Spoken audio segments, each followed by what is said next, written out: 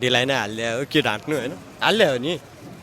अब आज चाहिँ यसो रमाइलो हेरौँ भनेर आएको अब बुढा कसरी आउँदो रहेछ धेरै पछि आउँछ यसो टिभी पनि देख्न पाएको छैन हो मुख होइन अब रियलमै देख्न पाइन्छ कि भनेर आएको अब घर बस्दा बस्दा दिक्क लागिरहेको थियो फुर्सदमा थिएँ अनि रमाइलो पनि हुन्छ भनेर आएको एउटाले टी सर्ट दियो एउटाले झन्डा दियो लगाएँ एउटाले चाहिँ टी सर्ट दियो अनि एउटाले चाहिँ झन्डा दियो अनि बोकेर रमाइलो गर्नको लागि तपाईँ हिँड्दिनु हिँडेको अब के गर्नु त रमाइलै हुँदो रहेछ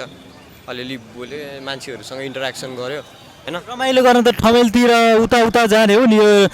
र्यालीमा पार्टीको उसमा चाहिँ आउने हो रमाइलो गर्न रमाइलो गर्न अब तपाईँलाई थाहा छ त पार्लिमेन्टमा जस्तो रमाइलो काहीँ हुँदैन हाम्रो देशमा होइन बोला हाना त्यस्तै हो होइन अब पार्टीको रूपमा हेर्दाखेरि अब यहाँ पनि लास्ट रमाइलो भइरहेछ भने चिन्नु नजान्नुको मान्छेहरू आएर होइन यसो हातसाथ मिलाउने कुरा गर्ने गइरहेछ रमाइलै हो नि त यो पनि एक तरिकाको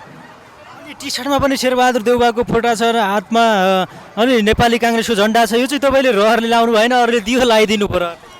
लगाइदिने पानी परिरहेको थियो अब आफ्नो लुगा भिज्छ भनेर टी सर्ट राम्रै रहेछ होइन राम्रो छापा रहेछ अब यसो हेर्दाखेरि लगाइदिउँ जस्तो लाग्यो सबै लगाइरहेको रहेछ लगाइदिउँ भनेर लगाइदिएको झन्डा चाहिँ अब मैले कसलाई दिनु यसो बोकिदिउँ न मान्छेहरू हाइलाइटमा आओस् भनेर हो क्या झन्डा बोकेको चाहिँ तपाईँले चाहिँ जसरी पनि चर्चामा आउनु छ त्यसमा तपाईँलाई चाहिँ होइन मलाई चर्चामा आउनु छैन होइन मैले यसो हेर्दाखेरि चाहिँ अब हुन्छ नि त बुढो आए जस्तो छ है ल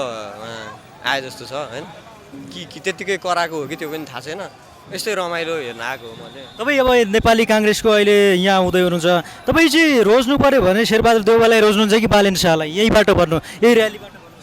म सधैँ बालेन शाहलाई हो नि बालेन शाहलाई हो नि बुढालाई पनि अलिअलि सपोर्ट त गर्ने हो गरे पनि हो के गरे बुढाले लास्ट पैसा जम्मा गरेछन् कि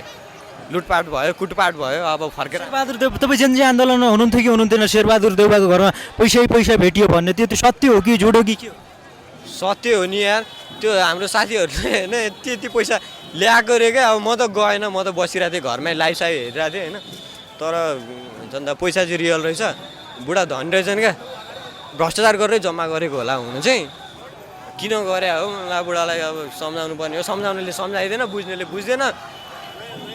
आयो यताबाट अनि यहाँ पनि कुटपिट गर्ला नि तपाईँले चाहिँ अब राजसभा भनेर अब काङ्ग्रेसको टी सर्ट लगाएर अनि राजसभालाई भोट हालेको भन्दै